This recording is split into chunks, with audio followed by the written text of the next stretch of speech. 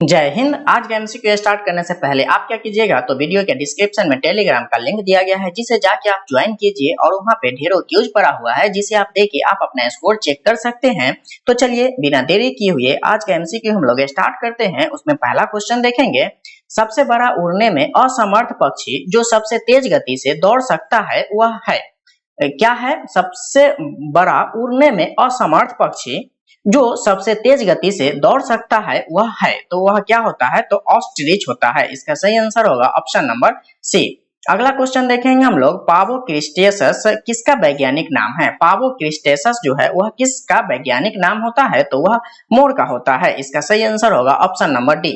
अगला क्वेश्चन हम लोग देखेंगे, क्या कह रहा है? डॉल्फिन किस वर्ग का उदाहरण है? डॉल्फिन जो है वह किस वर्ग का उदाहरण होता है? तो डॉल्फिन स्तनधारी होता है। इसका सही आंसर होगा ऑप्शन नंबर सी। अगला क्वेश्चन देखेंगे हम लोग, निम्नलिखित में से कौन सा प्राणी जो है वह स्तनधारी नहीं है? निम्नलिखित में से कौन सा प्राणी जो है वह स्तनधारी नहीं है? तो मछली जो है वह स्तनधारी नहीं है। इसका सही आंसर होगा ऑप्शन नंबर ए। अगला क्वेश्चन देखेंगे हम लोग, डॉल्फिन वर्गीकृत किए जाते हैं। डॉल्फिन जो है वह वर्गीकृत किए जाते हैं किसमें? तो स्तनी में किए जाते हैं। इसका सही आंसर होगा ऑप्शन नंबर डी। बढ़ते हैं आगे, अगला क्वेश्चन देखेंगे, क्या है भारत का राष्ट्रीय स्तनी है? भारत का राष्ट्रीय स्तनी जो है वह कौन होता है? तो बाघ होता है। इसका सही आंसर होगा ऑप्शन नंबर डी।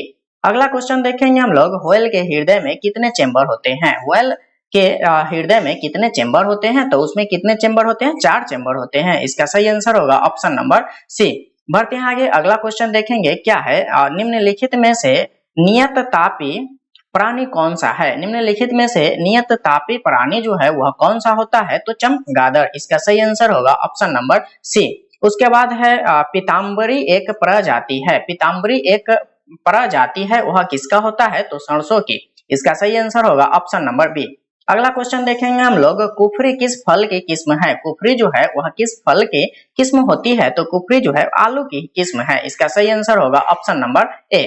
बढ़ते हैं आगे, अगला क्वेश्चन देखेंगे, क्या कह रहा है? मनुष्य के शरीर में फसलियों के कितने जोड़े होते हैं? मनुष्य के शरीर में फसलियों के कितने जोड़े होते हैं? तो उसमें कितना जोड़ा होता है? 12 जोड़ा होता है। इसका सही आंसर होगा ऑप्शन नंबर ए। अगला क्वेश्चन देखेंगे हम लोग, शरीर का सर्वाधिक प्रबल अस्थि होती है। शरीर का सर्वाधिक प्रबल अस्थि जो होती है वह कौन सी होती है? तो जबड़े में होती है। इसका सही आंसर होगा ऑप्शन नंबर बी।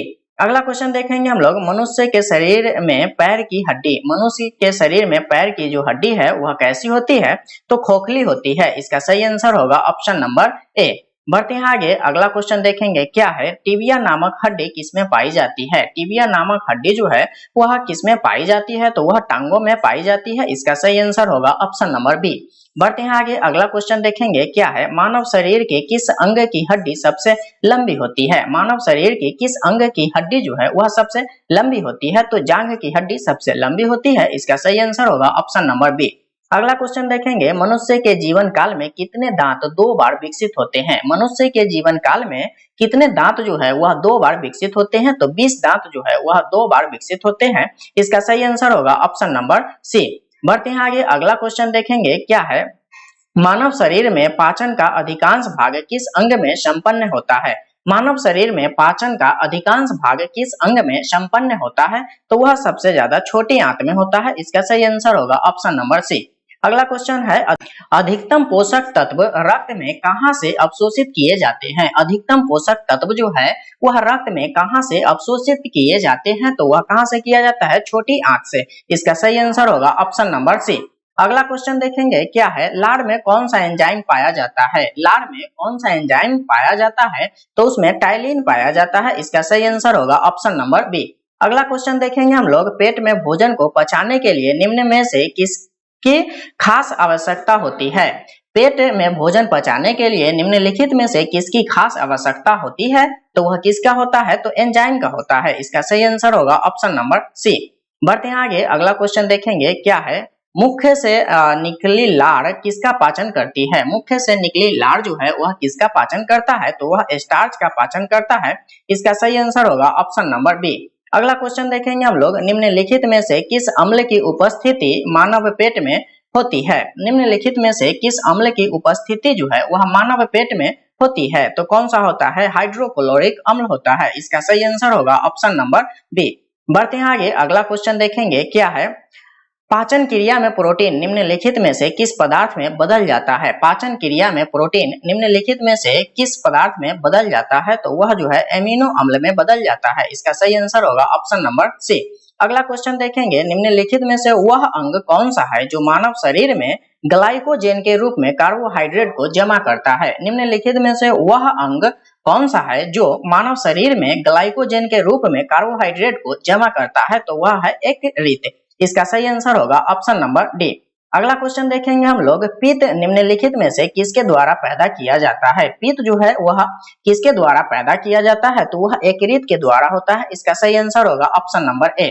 अगला क्वेश्चन हम लोग देखेंगे, पित्त जमा होता है। पित्त जो है वह कहाँ पे जमा होता है, तो वह पित्ताशय में जमा होता है। इसका सही आंसर होगा ऑप्शन नंबर ए। बढ़ते हैं आगे, अगला क्वेश्चन देखेंगे, पेस मेकर का संबंध किससे है। पेस मेकर का संबंध जो है वह किससे है, तो पेस मेकर का संबंध जो है वह हृदय से होता है। इसका सही आंसर होगा ऑप्शन नंबर डी। अगला क्वेश्चन देखेंगे, पेस मेकर का कार्य है। पेस मेकर का कार्य जो है वह क्या होता है, तो दिल की धड़कन प्रारंभ करना होता है। इसका सही आंसर होगा ऑप्शन नंबर सी। बढ़ते हैं आगे, अगला क्वेश्चन देखेंगे क्या है, गति प्रेरक किससे संबंधित है। गति प्रेरक जो है वह किससे संबंधित है, तो वह हृदय से संबंधित है। इसका सही आंसर होगा ऑप्शन नंबर सी। निम्नलिखित में से किनकी भित्तियों पर रक्त द्वारा डाले गए दबाव को रक्त दाब कहते हैं या ब्लड प्रेशर कहा जाता है, तो वह जो है वह किसका प्रेशर होता है, तो वह जो है वह धमनी द्वारा जो प्रेशर लगाया जाता है उसे ब्लड प्रेशर कहा जाता है। इसका सही आंसर होगा ऑप्शन नंबर सी। अगला क्वेश्चन देखेंगे, क्या कह रहा है, मनुष्य के शरीर में हृदय को एक बार धड़कने में कितना समय लगता है। मनुष्य के शरीर में हृदय को एक बार धड़कने में कितना समय लगता है, तो वह लगता है 0.8 सेकेंड। इसका सही आंसर होगा ऑप्शन नंबर डी। अगला क्वेश्चन देखेंगे हम लोग, स्वस्थ मनुष्य में प्रति मिनट हृदय का स्पंदन होता है। स्वस्थ मनुष्य में प्रति मिनट में हृदय का जो स्पंदन होता है वह कितनी बार होता है, तो वह 72 बार होता है। इसका सही आंसर होगा ऑप्शन नंबर सी। बढ़ते हैं आगे, अगला क्वेश्चन देखेंगे क्या है, स्वस्थ मनुष्य का रक्तचाप सिस्टोलिक व डायस्टोलिक होता है। स्वस्थ मनुष्य का रक्तचाप जो है वह कितना होता है, तो 120 व 80 होता है। इसका सही आंसर होगा ऑप्शन नंबर ए। अगला क्वेश्चन देखेंगे, मानव रक्त प्लाज्मा में पानी का प्रतिशत मात्रा लगभग कितनी होती है। मानव रक्त प्लाज्मा में पानी का प्रतिशत मात्रा जो है वह लगभग कितना प्रतिशत होता है, तो वह कितना होता है, 90%। इसका सही आंसर होगा ऑप्शन नंबर सी।